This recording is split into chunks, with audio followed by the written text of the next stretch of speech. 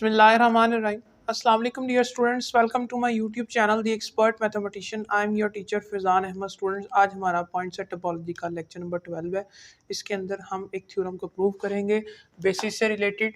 Prove that the topology टा जो topology generate हो रही है बेसिस से वो टोपोलॉजी है. हमने क्या प्रूव करना है कि जो बेसिस से हम टोपोलॉजी जनरेट कर रहे हैं वो हमारे पास एक्चुअल में क्या है, वो टोपोलॉजी ही है. मसलन हम इसके ऊपर टोपोलॉजी की 3 कंडीशंस को अप्लाई करेंगे और उनको प्रूव करेंगे. देखें यहाँ पर पहली एक्सिम है वो check all the axioms for topology. First के अंदर हम क्या प्रूव करते हैं, फाई और एक्स जो कि टा से बिलोंग कर रहे हैं. तो इसके लिए क्या करेंगे, let every element in x is contain in some basis element. Basis की पहली कंडीशन क्या है कि हर एलिमेंट एक्स का बेसिस के हर सबसेट के अंदर कंटेन करेगा. ठीक है, तो हमने कहा so union of the basis element is equal to x. यानी उन सब बेसिस एलिमेंट का जब हम यूनियन करते हैं तो यूनियन तो टोपोलॉजी की है ना, एक्सिम है ना, तो अगर हम उन सब का यूनियन करते हैं तो वो क्या आता है, एक्स के इक्वल आता है. तो हमने यहाँ से ये प्रूव कर दिया कि एक्स जो है वो टा से बिलोंग करेगा. इसी तरह फाई भी टा से बिलोंग करेगा. आगे देखें तो आर्बिटरी यूनियन के लिए क्या करेंगे, कुछ कलेक्शन लेंगे, ओपन सेट्स की कलेक्शन लेंगे टा में से और उनके यूनियन को प्रूव कर देंगे कि वो भी टा से बिलोंग करता है. तो हमने क्या किया, हमने कुछ कलेक्शंस ली, यू आईज और आई को हमने इंडेक्सिंग सेट से बिलोंग कर दिया कि आई हमारे पास क्या है 1 2 3 4 5 6 से अप टू सोन से बिलोंग कर रहा है. और हम यहाँ से लेट कर लेते हैं कि जो इसकी यूनियन का जो जवाब है वो क्या है, यू ही है. इनकी यूनियन का क्या जवाब है, यू है. और अब हमने क्या प्रूव करना है कि हमारे पास 2 केसेस बनेंगे.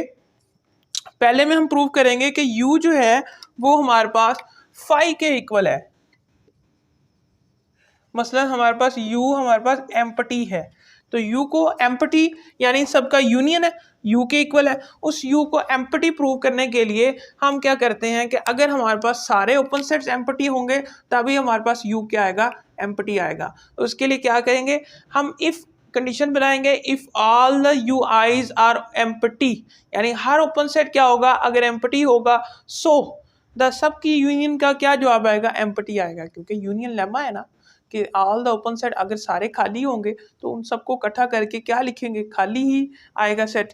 तो इस पहले केस में हमने क्या प्रूव करना था, u को हमने एम्प्टी प्रूव करना था. u हमारे पास क्या है, इन सब की यूनियन है, उसको हमने लेट किया हुआ है.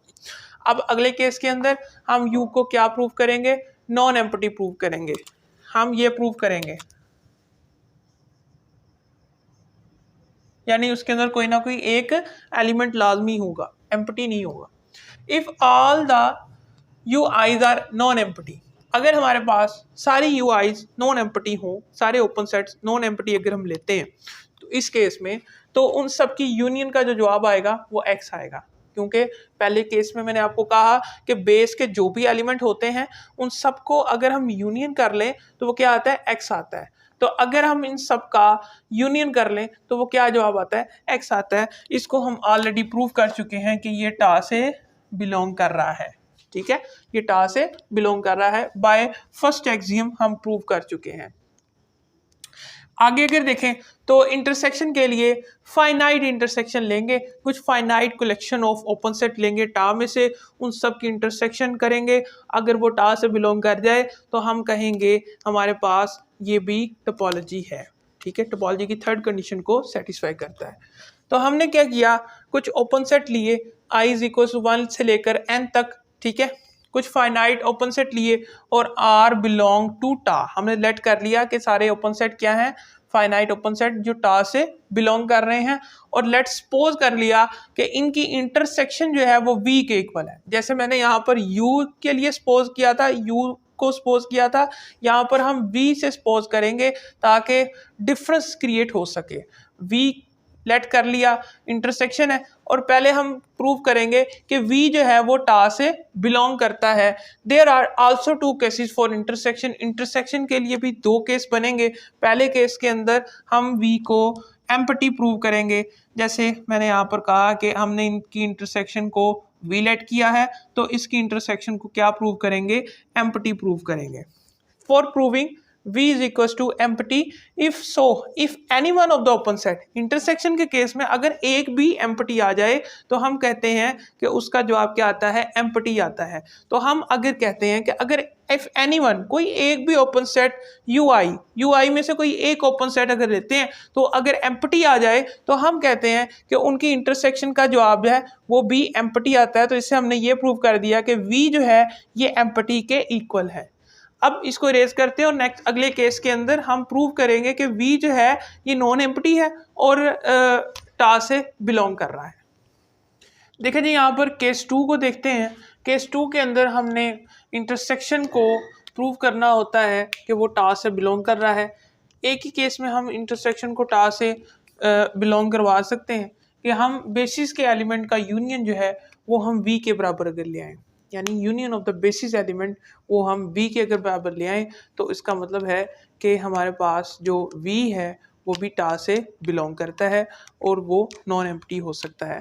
देखें यहाँ पर let you eyes is the union of the basis element, ठीक है, और वी शो डैट कि V is the union of the basis element. हम क्या शो करना चाह रहे हैं कि फाइनाइट इंटरसेक्शन अगर टा से बिलोंग करता है तो हम ये शो करना चाह रहे हैं कि अगर V जो union of the basis element के इक्वल आ जाए तो हम कहेंगे कि इसका फाइनाइट इंटरसेक्शन ऑफ टा इज बिलोंग टू टा, ठीक है।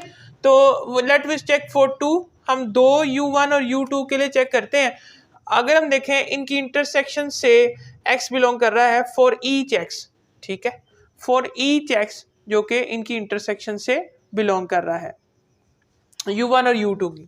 देयर एग्जिस्ट B1 और B2 और वो इनके क्या होंगे, सबसेट होंगे और x उनमें से बिलोंग करेगा और U1 और U2 यहाँ पर हमारे पास टा से बिलोंग करते हैं और x इन दोनों में से बिलोंग करता है, ठीक है। तो बाय बेसिस सेकंड कंडीशन देखें, अगर आप इन दोनों को इंटरसेक्शन लें, क्योंकि दोनों में x आ रहा है तो B1 और B2 का इंटरसेक्शन लें, उसमें भी x आएगा और इसका सबसेट में भी इंटरसेक्शन आ जाएगा U1 और इंटरसेक्शन U2।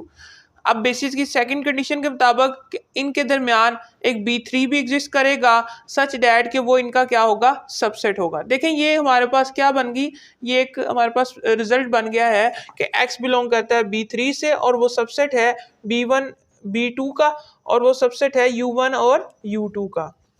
ये तो हमने दो सेट के लिए लिया, दो ओपन सेट के लिए लिए थे। अगर हम n number of open set के लिए चेक करें, इसका क्या मतलब है कि जो B3 है वो सबसेट है U1 इंटरसेक्शन U2 का, ठीक है।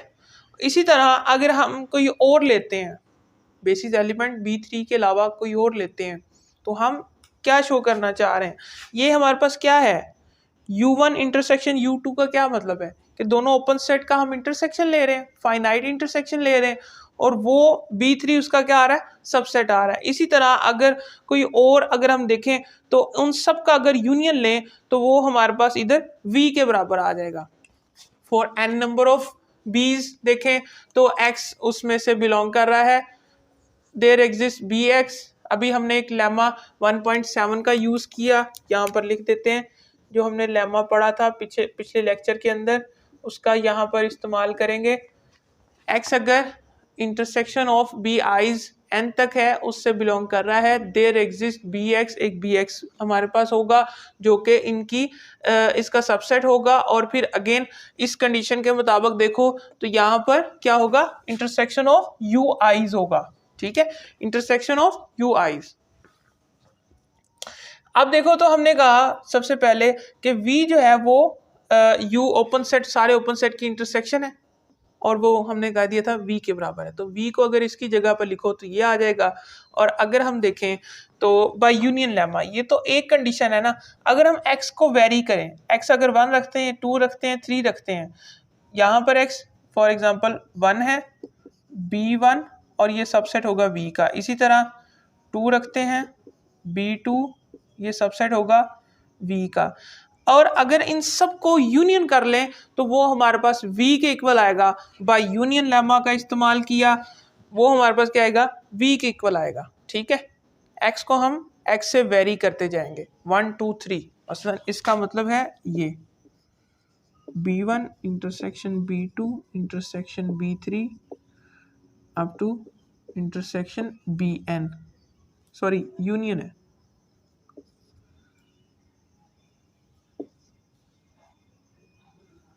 इन सब की यूनियन से, इन सब की यूनियन जो है वो V के इक्वल होगी।